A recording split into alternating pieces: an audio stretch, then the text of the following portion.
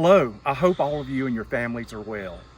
The JUMC staff and lay leadership met this past week to discuss worship services and church activities for the remainder of the month of July and for the month of August. In light of the increasing number of COVID-19 cases and following the guidelines of the Western North Carolina Conference, as well as those of Governor Cooper, we will continue to suspend in-person worship and church activities through the month of August. Staff will continue to work remotely, but will always be available to you by phone, text, or email. As you know, the COVID-19 situation continues to evolve.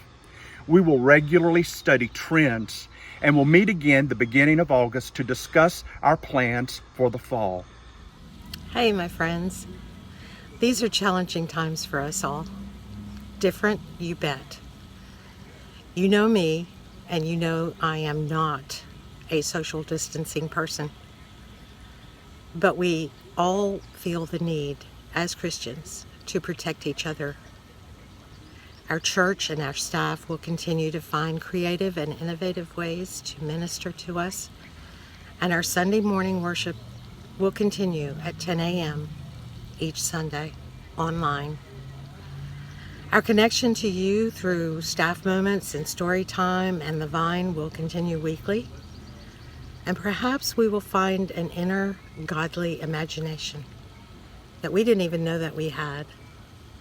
After all, life is all about using the entire box of crayons. Stay safe, and God bless you. Hi, I'm Ken Murray, Chair of the Trustees. Under the present conditions, our church building is closed. Since staff will be working from home most of the time, the building will be empty. If you must see a staff member in person, please call or email for an appointment. All approved indoor meetings will be limited to 10 persons and will be held in the fellowship hall to maintain social distancing guidelines. Reservations must be made through Tammy. It is strongly suggested that all meetings be held via Zoom or some other remote platform, if possible. Staff meetings will continue to be on Zoom format until further notice. All approved outdoor meetings will be limited to 25 persons, and everyone must bring their own chair and must follow social distancing guidelines and wear a face covering. Reservations again must be made through Tammy. Finally, if you must come to the church, the door at the back under the covered driveway is the only door that will be used. The only exceptions are for the taping of announcements and worship services. If you're involved in any of those activities, you will be notified as to which door to use. When entering the building, you must do the following: wear a face covering, use hand sanitizer, take your temperature, complete the sign-in sheet for contact tracing. The person you are meeting should be there to escort you to the correct location. If you're here for an approved meeting, go to the fellowship hall. Upon leaving, you must exit through the same door that you entered and complete the sign-in sheet by entering the exit time. These procedures and must statements have been established to protect you and others of our church family. Thank you. Greetings, JUMC. I'm Tom Keeter, Church Treasurer, and I'm here to give a report from the Finance Committee.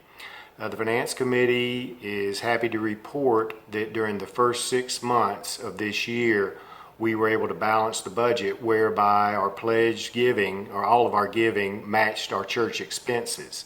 The second thing I want to report is we this week approved a budget for the second half of the year, which is July through December, that considers the effects of the pandemic on our church activities, being the programs and the ministries.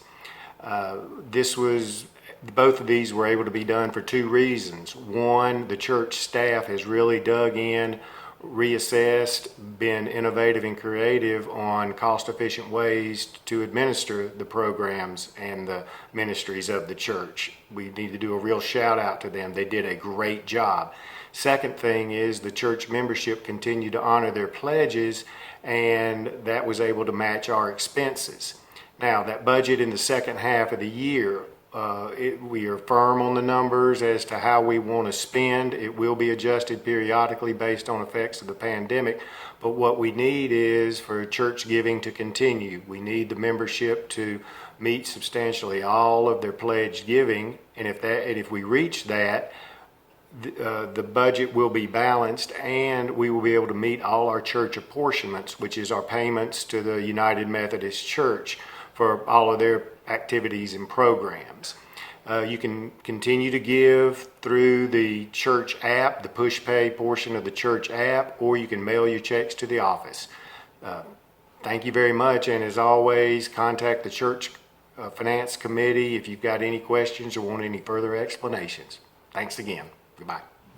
Hello, I'm Danny Pretty. I serve in a lay leadership position along with Dr. Carroll. And in closing, I'd like to thank everyone for their patience and understanding during these unprecedented times.